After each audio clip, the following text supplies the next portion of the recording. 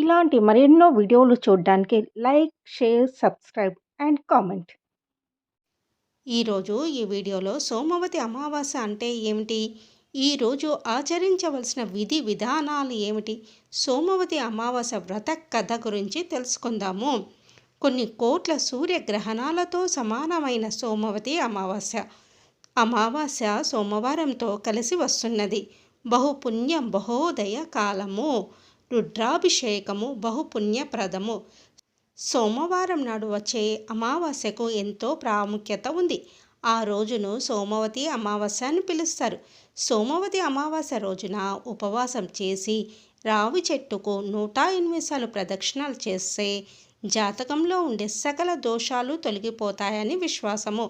సోమవతి అమావాస్య రోజున శివారాధన చేసి రావి చెట్టుకు ప్రదక్షిణ చేసి సోమవతి కథను ఒకసారి గుర్తు చేసుకొని ఉపవాస దీక్షను తీసుకుంటే జాతక దోషాలు తొలగిపోతాయి. ఈరోజు ఆచరించవలసిన విధి విధానాల గురించి తెలుసుకుందాము. సోమవతి అమావాస్య రోజున పేదవారికి అన్నదానం చేయాలి. ఈనాడు మౌన వ్రతం లేదా మౌనం పాటించడం ఎంతో ఫలప్రదం. శని మంత్రాన్ని పఠించే శ్రీమన్నారాయణమూర్తిని అర్చించాలి. గంగా నది, త్రివేణి సంగమం లేదా ఏదైనా పుణ్యనదుల్లో ఈ సోమవతి అమావాస్య రోజున స్నానం ఆచరిస్తే ఐశ్వర్యం కలుగుతుంది. రోగాలు బాధలు తొలగుతాయి. పితృదేవతలు ఉన్నత లోకాలకు వెళ్ళడానికి మార్గం ఏర్పడుతుంది. వేదవ్యాస మహర్షి చెప్పిన దాని ప్రకారము సోమవతి అమావాస్య నాడు పేదవారికి గుప్తదానం చేసి పుణ్యనదులలో స్నానం ఆచరించిన వారికి 1000 గోవులు దానం చేసిన పుణ్యం లభిస్తుంది. సోమవతి అమావాస్య కథ గురించి తెలుసుకుందాము. పూర్వము ఒక వర్తక వ్యాపారి ఇంటికి ఒక సాధువు వచ్చేవాడు. ఆ వ్యాపారికి వివాహమైన 7 కుమారులు, పెళ్లి కాని కుమార్తె ఉండేవారు. ఒకరోజు పెళ్లి కాని ఆ కుమార్తెను ఆ సాధువు చూసి కూడా దీవించకుండా వెళ్ళిపోతాడు. దీనికి వారు చాలా బాధపడి దీని గురించి అడగడానికి ఒక పురోహితుడి దగ్గరికి వెళ్ళి తమ కుమార్తె జాతకాన్ని చూపిస్తుంది వర్తకుని భార్య. అది చూసి పురోహితుడు ఆమె పెళ్ళైన వెంటనే భర్త చనిపోతాడని చెప్పగా దానికి వారు చాలా బాధపడి దానికి పరిష్కారం అడుగుతారు. అప్పుడు పురోహితుడు సింగాల్ ప్రాంతానికి వెళ్ళి అక్కడ చాకలి స్త్రీ కుంకుమ అడిగి నుదుట పెట్టుకుంటే దోషం పోతుందని చెప్తాడు. మర్నాడు వ్యాపారి కుమారుల్లో చిన్నవాడు తన తల్లి ఆజ్ఞ మీద తన సోదరితో కలిసి వెళ్తాడు. వీరు వెళ్తుండగా మార్గమధ్యంలో ఒక నది దాటవలసి వస్తుంది.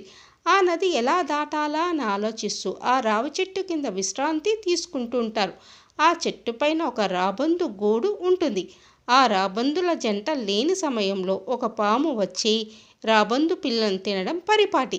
ఈసారి కూడా అలా పాము ప్రయత్నించడం చూసిన అమ్మాయి ఆ పామును చంపేస్తుంది. దీనికి ఆ రాబందుల జంట తన పిల్లలను కాపాడినందుకు వారికి ఆ నదిని దాటడానికి సహాయం చేస్తుంది.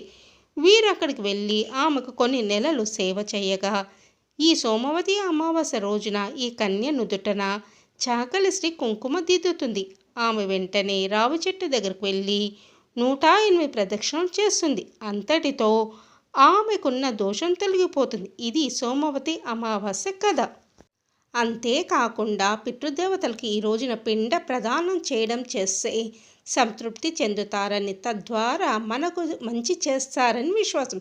ఈరోజు సోమవతి అమావాస్య. ఈ రోజున వివాహితులు అవివాహితులు రావి చెట్టుకు 108 సార్లు ప్రదక్షిణాలు చేయడం ద్వారా కోరుకున్న కోరికలు తీరతాయి. ఈరోజు శ్రీ మహాలక్ష్మి సమేత శ్రీమన్నారాయణ్ణి, పార్వతీ పరమేశ్వర్లను, పితృదేవతలను పూజించాలి. మంచి పనులు చేయాలి. మౌనం పాటించాలి.